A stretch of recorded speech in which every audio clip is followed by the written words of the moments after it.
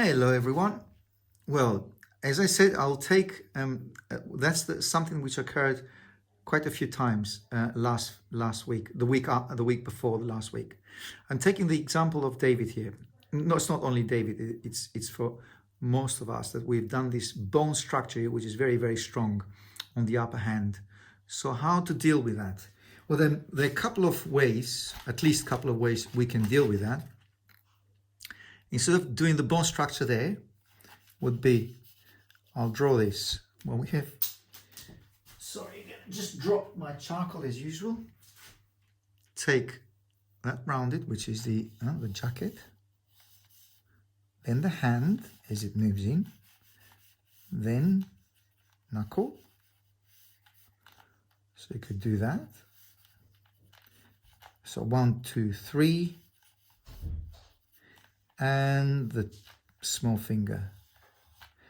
Now I'll move the jacket further back, and that will give me quite a better drawing, let's say, surface here for all the fingers to be tucked in together. Middle finger, index finger, there you are. And then we do have that bone structure. Of course we do have it, but the issue is not to emphasize it so much. It's a lot easier to do, to do those, or it's a lot, not easier, but it's a lot more important to do those bone structures or knuckles than to do the bone at the top. So if you see, if I continue with the bone structure at the top of the hand, which is here, then the finger looks like it starts here, then it continues there and it drops down here. So you see, if I start from there and I continue here and I make a massive finger, although you need to do that sometimes when you have, let's say, of an older person hand, but still, if I emphasize the top, and I've just noticed that on David here, which that line here, it doesn't lead into the right place. I think that's a little bit of a diversion there from the bone structure. But that could be a mistake done on without even thinking, like most of us do anyway. So what do we do now? We can do that, and then do this. Look, you see. Use your finger and then get them off. And look, it's a lot better when we do it this way. And here we can add, I'm adding some dark charcoal, and then look, adding it here, there, and then down here.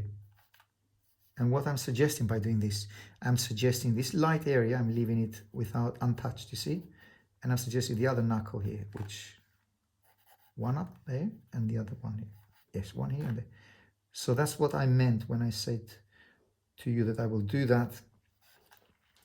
And you have that dark area here. So I will do that as an exercise for most of us, because quite a few of us came up with these, and it has gone a little bit over the top with that bone structure there, as I said. But it's not something that to be honest, most of us will not even put too much attention to it. You just do it, and then it comes up as quite strong, that bone structure at the top.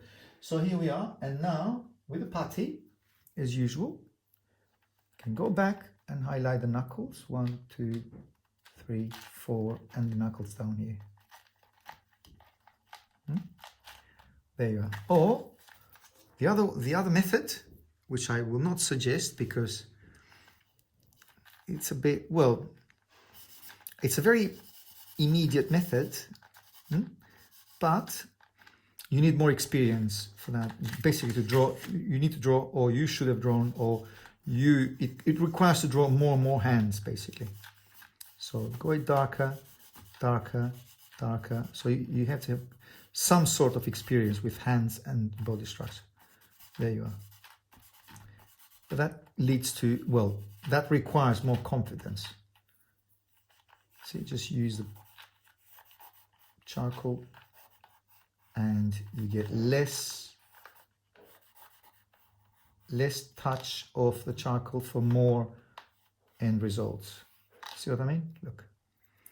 And instead of going many times on the top of it and making it a little bit muddied, in inverted commas, muddied, it's not really muddied, but that's more immediate. You see this one, the second attempt.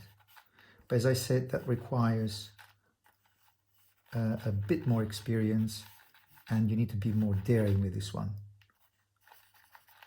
That's more immediate. And you see, you can still do the skeleton, which you can still see it. But I don't want to use hands here because but I can use a putty. Again, just emphasize the knuckles a bit more, and end of it. The jacket around here. Okay. And for the other hand, which I've said, this one here, again, I'm taking David as an example, but that goes for all of us. You have the hand, which is moving. That's the shape of it. And knuckle area here. And again, small finger, ring finger, middle finger, index finger. See, getting rid of the lines, get the bone structure here. Index finger, ring finger, sorry, again, small finger, and then middle finger here.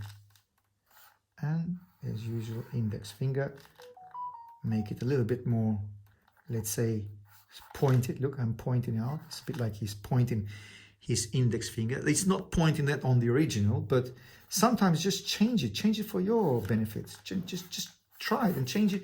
Look, change the direction of the fingers. It doesn't, I'm not going to say anything that why you've changed it. If it looks good, it doesn't matter how you do it. If it's convincing, it doesn't really matter how you do it or how you achieve it.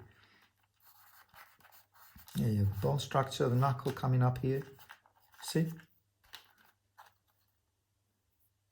Now, take that little finger that I've done it quite, emphasize it so much here, and like the little finger, and then emphasize the ring finger a bit more, and the middle finger here. And what do we have here?